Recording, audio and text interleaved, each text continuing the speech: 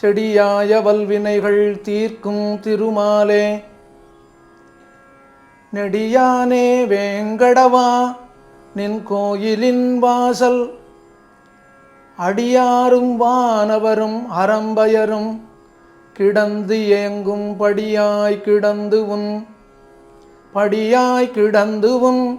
பவளவாய் காண்பேனே. எப்படி இருக்கு பாருங்க. செடியாய வல்வினைகள் தீர்க்கும் திருமாலே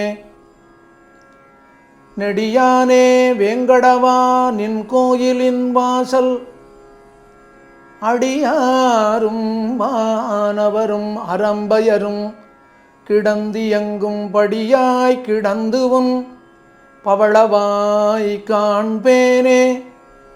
படியாய் கிடந்து உன் பவளவாய் காண்பேனே. குஷ்யதே யஸ்ய நகரே ரங்கயாத்ரா தினே தினே தமகம் சிரசா வந்தே ராஜானம் குலசேகரம். படியாய் கிடந்து எம்பெருமானே உன் கோயில் வாசல்ல அடியேன் படியாக கிடக்கணும், உன் பவளவாயை பார்த்து கொண்டே இருக்கணும். இந்த அனுபவம் எனக்கு கொஞ்சம் கூட இடைவெளி இல்லாமல் கிடைத்து கொண்டே இருக்க வேண்டும் என்று குலசேகர ஆழ்வார் எம்பெருமான் திருவேங்கடமுடையான பார்த்து பாடினார். நாம எல்லாரும் எம்பெருமானை பார்த்து பிரார்த்தனை பண்ணணும். அது ஆழ்வார் நமக்காக பிரார்த்தனை பண்ணினார். ஆழ்வார்களையே குலசேகரன் என்ற திருநாமத்தோடு விளங்கக்கூடியவர் இவர். ஆழ்வார்கள் குலத்துக்கு சேகரன், சிறப்பு செய்யவர். ஆழ்வார்கள் குலத்துக்கு விளக்காக இருப்பவர். ஆழ்வார்கள் குலத்திற்கு அழகு சேர்ப்பவர். இந்த ஆழ்வாருக்கு பல திருநாமங்கள் உண்டு. கொல்லிகாவலன், கோழியர்கோன், கூடல் நாயகன், குலசேகரன் என்னும் இந்த ஆழ்வாருக்கு திருநாமம். இந்த ஆழ்வாருக்கு குலசேகரன் அப்படிங்கிற திருநாமம் உண்டானதே என்ன காரணம்? இந்த ஆழ்வாருடைய அவதாரமே உயர்ந்த அவதாரம். அந்த அவதாரத்தினால்தான் இவருக்கு குலசேகரன் என்ற திருநாமம் உண்டானது. இந்த ஆழ்வார் அவதாரம் பண்ணியது புனர்வசு நட்சத்திரம். ஆழ்வார் அவதாரம் பண்ணியது க்ஷத்ரிய குலம், அதாவது தேசத்தை ஆளுகின்ற ராஜாக்கள் குலம். இந்த ஆழ்வாருடைய குல தெய்வம் யாரு? ரங்கநாதன். இதே பெருமைதான் தசரதன் பெற்றெடுத்த பெருமாள் ராமச்சந்திரமூர்த்திக்கும் இதே பெருமை. பெருமாள் ராமச்சந்திரமூர்த்தியும் புனர்வசு நட்சத்திரம், ராமச்சந்திரமூர்த்தியும் க்ஷத்ரிய குலம். ராமச்சந்திரமூர்த்திக்கும் குலதெய்வம் ரங்கநாதன். சகபத்னியா விசாலாட்சியா நாராயணம் சமுபாகமத்து அப்படின்னு வால்மீகி ராமாயணத்தில் ரொம்ப அழகாக சொல்கிறார். அதனால் இந்த ஆழ்வாருக்கு குலசேகரன் என்ற பெருமை, ராமச்சந்திர மூர்த்தியை போன்ற பெருமை உடையவர் ஆகையாலே இவருக்கு குலசேகரன் என்ற பெருமை உண்டானது. அடுத்தது, அந்த ராமச்சந்திர மூர்த்தியை விடாமல் கைங்கரியம் பண்ணினவர் ஒருவர் உண்டோ, அவர்தான் இளையாழ்வார் லக்ஷ்மணன். அதே போல இந்த ஆழ்வாரும் குலசேகர ஆழ்வாரும் வானாளும் செல்வமும் வேண்டாம், மன்னரசும் வேண்டாம், எம்பெருமானுக்கே கைங்கரியம் பண்ண வேண்டும் என்று எம்பெருமானுக்கு கைங்கரியம் பண்ணுவதையே தனக்கு தொழிலாக கொண்டவர். இது குலசேகர ஆழ்வாருக்கும் இளையாழ்வாரான லக்ஷ்மணனுக்கும் உண்டான பெருமை. மூணாவதாக, இந்த ஆழ்வார் பரதாழ்வானை போல. பெருமாள் ராமச்சந்திரமூர்த்தி காட்டுக்கு கிளம்பி போயிட்டான். கேகே நாட்டில் இருந்த பரதன் அயோத்தி வந்து சேர்ந்தான். அயோத்தி வந்தவன் நேராக சித்திரக்கூடம் கிளம்பி போனான். ராமச்சந்திரமூர்த்தியை கூட்டிக் கொண்டு அயோத்தி வர வேண்டும் அப்படின்னு கிளம்பி போனான். அப்போ ராமச்சந்திரமூர்த்தி சொன்னார், பரதா, தகப்பனார் என்ன காட்டில் இருக்கணும்னு சொல்லியிருக்கார், உன்னை நாட்டில் இருக்கணும்னு சொல்லியிருக்கார். இதை மாற்றுவதற்கு எனக்கும் உரிமை இல்லை, உனக்கும் உரிமை இல்லை. ஆகவே நீ அயோத்தியிலே ஆட்சி பண்ண வேண்டும் என்று பெருமாள் ராமச்சந்திரமூர்த்தி தன் தம்பியான பரதனிடத்திலே சொன்னார். அப்போ பரதாழ்வான் சொன்னார், அண்ணா, நீங்கள் ஆட்சி செய்யாத காலத்தில் நான் எப்படி ஆட்சி பண்ண முடியும்? இந்த ராஜ்யம் உங்களுடையது. ஆகவே நான் உங்களுக்கு கைங்கரியம் பண்ணுபவன், தொண்டு பண்ணுபவன். ஆகவே உங்கள் பிரதிநிதியாக நான் பாதுகா ராஜ்யம் பண்ணிக்கொண்டு இருக்கிறேன் என்று பரதாழ்வான் தனக்கு கிடைத்த ராஜ்யத்தையும் வேண்டாம் என்று சொன்னான். குலசேகர ஆழ்வாரும் அதே போலதான், அரசமர்ந்தான் அடி சூடும் அரசு வேண்டேன். க்ஷத்திரிய குலத்தில் பிறந்தவர், ராஜாவாக இருந்தவர். எனக்கு எதுவும் வேண்டாம்னு சொன்னார். பெருமாள் கோவில் கைங்கரியம் அப்படியே இருந்தவர். அதனாலேயே இந்த ஆழ்வாருக்கு குலசேகரன் அப்படின்னு பேர். அடுத்ததாக ராமச்சந்திரமூர்த்தியினுடைய என்னுடைய தம்பி சத்ருகன் ஆழ்வான். அந்த சத்ருகனன் எப்படின்னா, பரதனை தவிர வேற யாரையும் அவனுக்கு தெரியாது. பரதன் எங்கே போனாலும் பரதனோடையே போகிறவன். பரதன் யார்? ராமச்சந்திரமூர்த்திக்கு ரொம்ப நெருக்கமானவன், ராமச்சந்திரமூர்த்திக்கு அந்தரங்கமான கைங்கரியம் பண்ணுறவன். அந்த ராமச்சந்திரமூர்த்திக்கு கைங்கரியம் பண்ணக்கூடிய பரதாழ்வானையே தனக்கு தெய்வமாக கொண்டவன் யார்? சத்ருகன் ஆழ்வான். அதாவது எம்பெருமானை காட்டிலும் எம்பெருமானுடைய அடியார்களே உயர்ந்தவர்கள். தேவு மற்று அறியேன் குருகூர் நம்பி பாவின் நின்னிசை பாடித் திரிவனே என்று மதுரகவி ஆழ்வார் சொன்னதைப் போலே சத்ருகன் ஆழ்வான் விளங்கினார். இந்த குலசேகர ஆழ்வாரும் சத்ருகன் ஆழ்வானைப் போலே அடியார்களுக்கு கைங்கரியம் பண்ணுவதையே தன்னுடைய ஸ்வரூபமாக, தன்னுடைய குணமாக கொண்டவர். ஆகவேதான் இவருக்கு குலசேகரன். ராமச்சந்திரமூர்த்தியை போலே, இளையாழ்வாரான லக்ஷ்மணனைப் போலே, பரதாழ்வானைப் போலே, சத்ருகனாழ்வானைப் போலே, ஆகவேதான் இவருக்கு குலசேகரன். எம்பெருமானுடைய குலத்துக்கு பெருமை சேர்ப்பவர், அடியார்கள் குலத்திற்கு பெருமை சேர்ப்பவர் குலசேகரன் என்ற திருநாமம் உண்டானது. அதனால தான் இவருடைய பெருமையை மணவாள மாமுனிகள் உபதேச ரத்தனமாலை என்ற பிரபந்தத்திலே ரொம்ப அழகாக சொல்கிறார். நல்லவர்கள் கொண்டாடும் நாள் இன்றைய நாள் அப்படின்னார். என்ன காரணம்? மாசி புனர்பூசம் காண்மினின்று மண்ணுலகீர் தேசு இத்திவசத்துக்கு ஏதென்னில் பேசுகின்றேன் கொல்லி நகர்கோன் குலசேகரன் பிறப்பால் நல்லவர்கள் கொண்டாடும் நாள். இந்த உலகத்தில் இருக்கக்கூடியவர்கள், மண்ணுலகீர், இந்த உலகத்தில் இருப்பவர்களை பார்த்து மணவாள மாமுனிகள் சொன்னார், இன்றைய சிறப்பு என்ன தெரியுமா? இன்றைய பெருமை என்ன தெரியுமா? இது மாசி மாதம், புனர்வசு நட்சத்திரம். இந்த மாசி மாதம் புனர்வசு நட்சத்திரத்திலே பிறந்தவர் யாரு? குலசேகர ஆழ்வார். இந்த மாசி மாதம் புனர்பூச நட்சத்திரத்திற்கு என்ன பெருமை? தேசு இத்திவசத்துக்கு ஏது, இந்த நாளுக்கு என்ன பெருமை என்னால், கொல்லி நகர்கோன் குலசேகரன் பிறப்பால், திருவஞ்சிக்களம் என்றதான திவிதேசத்திலே அவதாரம் பண்ணிய இந்த ஆழ்வார் குலசேகரன். இந்த ஆழ்வாருடைய அவதாரத்தினாலேயே இன்றைய நாள் நல்லவர்களாலே மிகவும் பெருமை வாய்ந்ததாக கொண்டாடப்படுகிறது.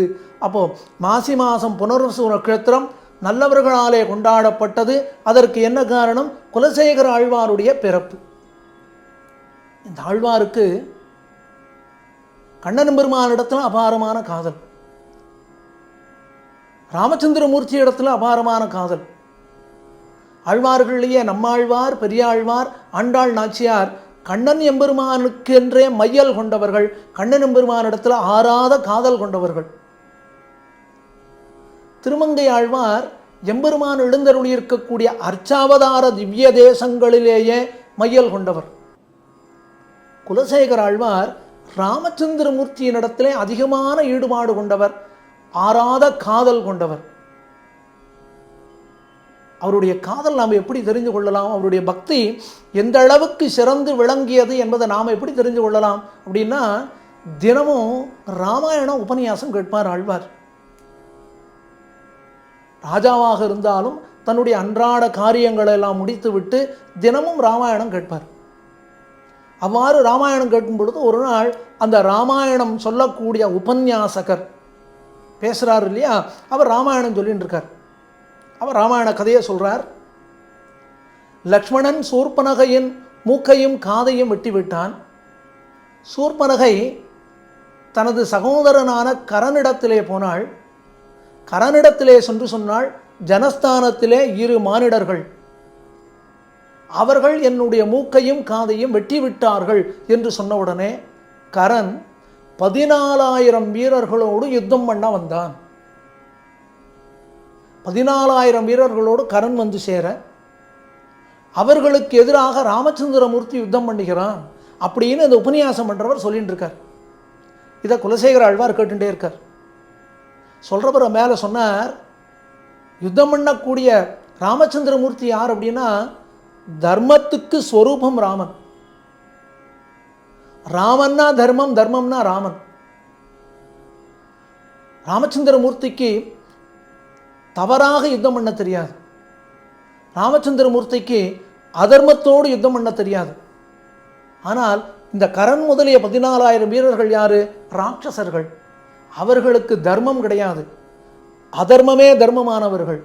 இப்படித்தான் யுத்தம் பண்ண வேண்டும், இப்படி யுத்தம் பண்ணக்கூடாது என்ற முறை அறியாதவர்கள், முறை அறிந்தாலும் அதன்படி நடக்காதவர்கள். இந்த 14,000 வீரர்கள் ராமச்சந்திரமூர்த்தியோட யுத்தம் பண்ணுறா. ஐயோ, பெருமாள் ஒத்தனா இருக்கானே, அவனால் இத்தனை பேரை எப்படி சமாளிக்க முடியும்? ஏதோ ஒரு 10 பேர் இருந்தால் சமாளிக்கலாம், ஒரு 100 பேர் இருந்தால் கஷ்டம்தான். 14,000 வீரர்கள் எதுக்க ராமச்சந்திரமூர்த்தி ஒத்தனாக இருக்கிறான், பெருமாள் தனியாக நின்று யுத்தம் பண்ணுறானே, என்ன ஆகுமோ தெரியலையே அப்படின்னு வால்மீகி பயந்தார். ராமாயணம் பாடக்கூடிய வால்மீகி பயந்து போனார் அப்படின்னு இந்த குலசேகர ஆழ்வாருக்கு உபன்யாசம் பண்ணக்கூடியவர் சொல்லிட்டு இருக்கார். இதை கேட்டார் குலசேகர ஆழ்வார். ஐயோ, பெருமாளுக்கு ஆபத்து வந்ததா, என்னாச்சுன்னு தெரியலையே அப்படின்னு உடனே தன்னுடைய படை பரிவாரங்களை கூட்டிக் கொண்டு யுத்தம் பண்ண வேண்டும் என்று கிளம்பி விட்டார். கதை சொல்றவர் பார்த்தார், இன்னும் ராமாயண கதை சொல்லிட்டு இருந்தோம், இந்த ஆழ்வார் இப்படி அதில் உருகி போயிட்டாரு, இப்போ என்ன பண்ணுறது அப்படின்னு கதை சொல்கிறவருக்கு ஒரு நிமிஷம் திகச்சு போயிட்டார். உடனே என்ன பண்ணினார் தெரியுமா? ரொம்ப கட்டிக்காரர் அவர். உடனே சொன்னார், ராஜா என்ன நடந்தது தெரியுமா? என்ன நடந்தது? பெருமாள் ஒத்தனாகவே 14,000 வீரர்களையும் மதம் பண்ணி விட்டான், பெருமாள் விஜயராகவனாக இருக்கிறான் அப்படின்னு சொன்ன பொழுதுதான் ஆழ்வாருக்கே மனசில் நிம்மதி உண்டானது, சாந்தி உண்டானது. ஆஹா, பெருமாளுக்கு உயிர் தப்பியது.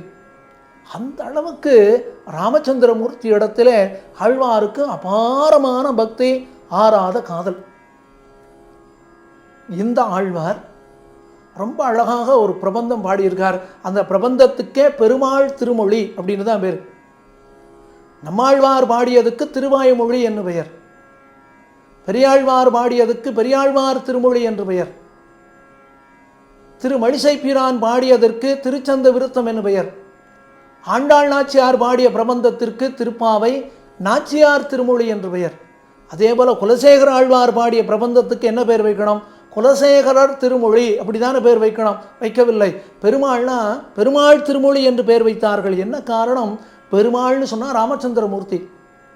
இப்போ பாடினதும் குலசேகர ஆழ்வார். அப்போ குலசேகரர் திருமொழி என்று சொல்லாமல் பெருமாள் திருமொழி என்று சொன்னதாலே இதற்கு 2 காரணம். அந்த அளவுக்கு குலசேகர ஆழ்வாருக்கு பெருமாளான ராமச்சந்திரமூர்த்தி இடத்துல ஈடுபாடு. 2வது, பெருமாளை பற்றியும் ஆழ்வார் பாடியதாலே இது பெருமாள் திருமொழி. பெருமாள் திருமொழி சின்ன பிரபந்தம்னாலும் ரொம்ப அழகான பிரபந்தம். அதில் முதல்ல ஆழ்வார் சொல்கிறார், இந்த ஜென்மாவில் நான் எத்தனை நாள் இருந்தாலும், எவ்வளோ நாள் இருக்க போகிறேன்னு எனக்கு தெரியாது, ஆனால் இருக்கும் நாள் நான் ஸ்ரீரங்கத்திலேயே இருக்கணும். அது மட்டும் கிடையாது, இருக்கும் நாள் என் கண்கள் இமைக்காமல் ரங்கநாதனையே செவிக்க வேண்டும், இருக்கும் நாள் பெரிய பெருமாளையே செவித்து கொண்டு இருக்க வேண்டும் அப்படின்னு முதல்ல தன்னுடைய ஆசையை ரொம்ப நன்னா தெரிவிக்கிறார். இருள் இரிய சுடர்மணிகள் இமைக்கும் நெற்றி இனத்துத்தி அணிபணமாயிரங்களார்ந்த அரவரச பெருஞ்சோதி அனந்தனும் அணிவிளங்கும் உயர்வெள்ளை அணையமேவி திருவரங்க பெருநகருள் தென்னீர் பொன்னி திரை கையால் அடிவருடப் பள்ளி கொள்ளும் கருமணியை கோமளத்தை கண்டுகொண்டு என் கண்ணினைகள் என்று கொலோ கழிக்கும் நாளே. கண் படைத்த பிரயோஜனம் ஸ்ரீரங்கத்திலே இருக்க வேண்டும். கண் படைத்த பிரயோஜனம் ஸ்ரீரங்கத்திலே நம்பெருமாளை சேவிக்க வேண்டும் அப்படின்னு சொன்னார். சொன்ன உடனே ஸ்ரீரங்கத்தில் பெருமாளை சேவிக்கக்கூடிய அடியார்களை பார்த்தார். பெருமாளை காட்டிலும் அடியார்களுக்கு எவ்வளவு பெருமை. உடனே நினைச்சுட்டார், கிடையாது கிடையாது, கண் படைத்த பிரயோஜனம் இந்த அடியார்களைத்தான் நாம் சேவிக்க வேண்டும். தேட்டரும் திரள் தேனினை தென்னரங்கனை திரு மாதுவாழ் வாட்டமில் வனமாலை மார்வனை வாழ்த்தி மால்கொள் சிந்தையராய் ஆட்டமேவி அலந்தழைத்து அயர்வெய்தும் மெய்யடியார்கள் தம் ஈட்டம் கண்டிடக் கூடுமேல் அது காணும் கண் பயனாவதே. முதல்ல சொன்னார் பெருமாளை சேவிக்கணும் இந்த கண்கள்னு. அதுக்கு அடுத்த பதிகத்தில் சொன்னார் இல்லை இல்லை அடியார்களை இந்த கண்கள் சேவிக்க வேண்டும்னார். அதுக்கு அடுத்த பதிகத்தில் சொன்னார் இந்த ஸ்ரீரங்கத்திலே இருந்து பெரிய பெருமாளையும் நம்பெருமாளையும் சேவிக்காதவர்கள் இருக்காளே சம்சாரிகள், அவர்களோடு அடியேன் ஒரு நாளும் சேரக்கூடாது அப்படிங்கிறத சொன்னார். மெய்யில் வாழ்க்கையை மெய்யென கொள்ளும் இவ்வையந்தன்னோடும் கூடுவதில்லையான் ஐயனே அரங்கா என்று அழைக்கின்றேன் மையல் கொண்டு ஒளிந்தேன் எந்தன் மாலுக்கே. அடுத்ததாக சொன்னார், ஒருவேளை ஜென்மா இருந்ததுன்னா எங்கே இருக்கணும் தெரியுமா? ஸ்ரீரங்கத்தில் பெருமாளை சேவிக்கணும். கலியுகத்தினுடைய பிரத்யக்ஷமான தெய்வம் திருமலையப்பன், திருவேங்கடமுடையான். திருமலையிலே எனக்கு ஒரு பிறவி ஒரு ஜென்மா வேணும்னு கேட்டுட்டார். திருமலையிலே எப்படி பறக்கணும்? பெருமாள் கேட்டான், ஆழ்வீர் எப்படி பறக்கணும் சொல்லும். திருமலையில் ஒரு பறவையாக பிறக்கணும்னார், பாறையாக இருக்கணும்னார், மரமாக இருக்கணும்னார், திருமலையில் ஓடக்கூடிய ஆறாக இருக்கணும்னார், திருமலையில் பெருமாளுக்கு கைங்கரியம் பண்ணக்கூடிய அந்தரங்கராக இருக்கணும்னு சொன்னார். கடைசியில் பார்த்தார், இதெல்லாம் வேண்டாம் பெருமாளே, உன்னுடைய கர்ப்பகிரகத்துக்கு முன்பாக நான் படியாக இருக்க வேண்டும்.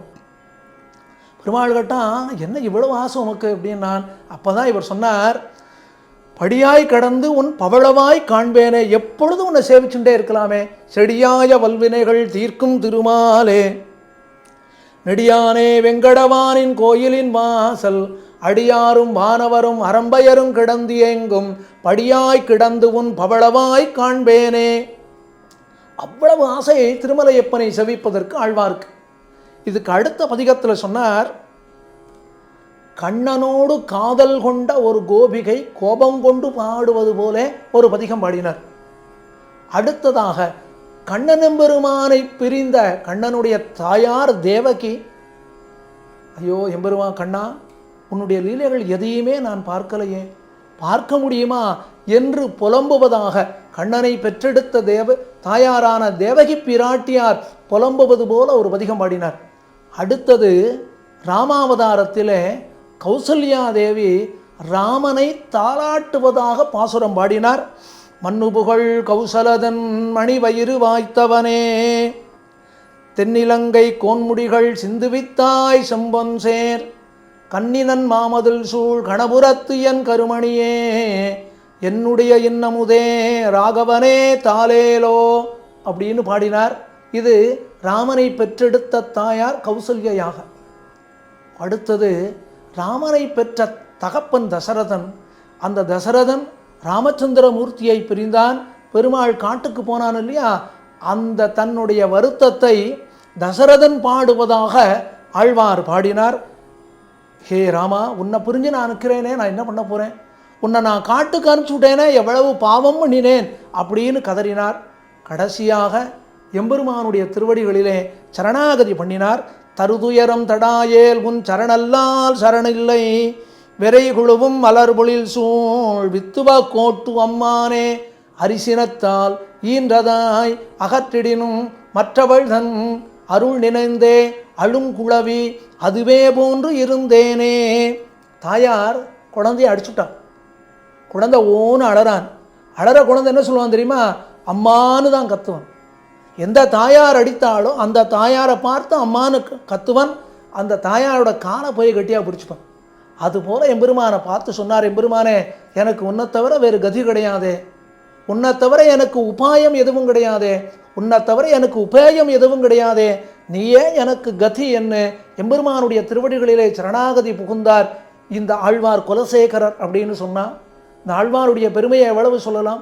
அதனால தான் பெருமாள் திருமொழி என்ன இந்த ஆழ்வாருடைய பிரபந்தத்திற்கு திருநாமம். இந்த ஆழ்வார் அவதாரம் பண்ணிய உயர்ந்ததான நாள் இந்த மாசி மாதம் புனர்வசு நட்சத்திரம் இன்றைய நாள். இன்றைய நாளிலே ஆழ்வாருடைய பெருமை என்ன, ஆழ்வாருடைய வைபவம் என்ன, ஆழ்வாருடைய பாசுரங்கள் என்ன, அவற்றை நாம் மனதாலே நினைத்து ஸ்மரித்து ஆழ்வாருடைய புகழை நாமும் கொண்டாடுவோம்.